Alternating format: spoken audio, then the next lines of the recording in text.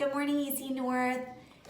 Today what we're gonna do is we're gonna make a little bit of something called the water cycle.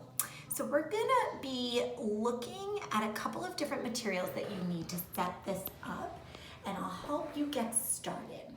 You're gonna need a large bowl, and it doesn't have to be something you can see through, but it is going to be an experiment where you're gonna need a family member to help you, because this water that you're gonna end up putting in this bowl is gonna be hot.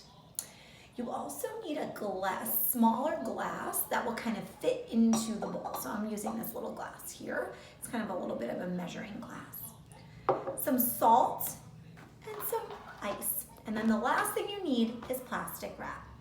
So get all your materials ready to go, and I'll see you back in just a bit. Okay, I am back with my materials. I do have a little bit of hot water here. Now I'm an adult, so I can do this, but kids should not do this without their family's help, okay? Because we want to make sure everyone's safe. So what we're gonna do is I'm gonna go ahead and I'm gonna pour this hot water very carefully into this bowl, okay? And this is gonna be like the ocean, okay? I can actually see some steam. That's really telling me the water's very hot. I want this to be like the ocean. I'm gonna actually turn this water blue because you know that I'm really enjoying changing the color of the water. And you might notice something happening as I put the food coloring in. You might notice in the hot water, it's moving very quickly. I'm just gonna stir it up. That's my ocean. And I know many kids have been to the ocean before, but ocean water is quite salty. So I'm gonna make this really feel like the ocean, and I'm gonna pour some salt in, okay? And stir that up. I'm being very careful. This might be a job that your parents are doing as you observe and take some notes. You can even see some of the steam rising here. Okay, so this is my ocean here. This is my ocean. The next thing I'm gonna do is I'm gonna go ahead and cover it up with, the next thing I'm actually gonna do is put this empty glass, okay, this empty measuring glass in the middle. It's empty, so I'm putting it in the middle of my bowl. Forgot that step. That's an important step because that is empty now, and I'm wondering and thinking if that glass is going to be full of water at some point. We'll think about that. Okay, so what I want to do is I'm going to get my plastic wrap, and I'm going to tightly seal my ocean.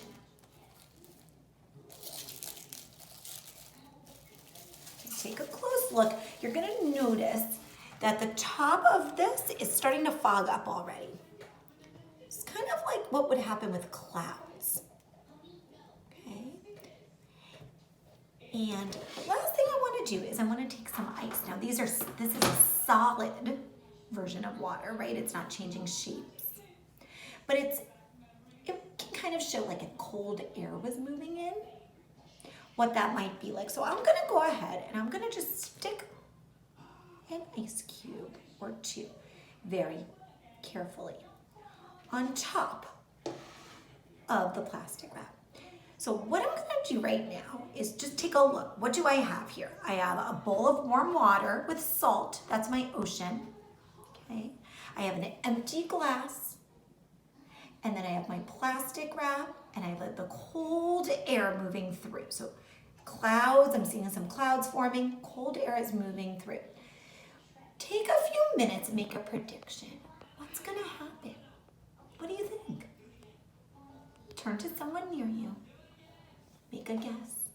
You can even write your prediction down in your science journal. I'll be back in about an hour to check this out, and we'll take a look together to see what has happened and maybe think about why. See you later. Okay, friends, I am back at my experiment here. It's been about 2 hours. I came back after 1 hour and I didn't see a lot of things, so I thought 2 hours would be better. So I came over here, and where I put the ice on top, I noticed something. The ice has changed. It is now water. So I drew a picture of the ice and it's changing its form from ice. It melted into water. It churned from a solid to a liquid. The next thing I want to do is look at my ocean. So here's my ocean. I covered it up with clouds, a solid piece of plastic wrap. And look at the top right now of the plastic wrap. It kind of looks like it started to rain. I see a lot of dots on top, a lot of rain. So that water vapor was coming up into the air, but because my plastic wrap was around it, there was nowhere for it to go. So the plastic wrap caught it, much like clouds do in the sky.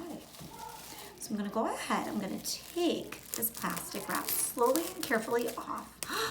And it kind of looks like there's some rain happening. Noticing some rain? All right. It is wet on the top of my plastic wrap, little raindrops. And look at this. There is some water in here. Rain has fallen into my cup.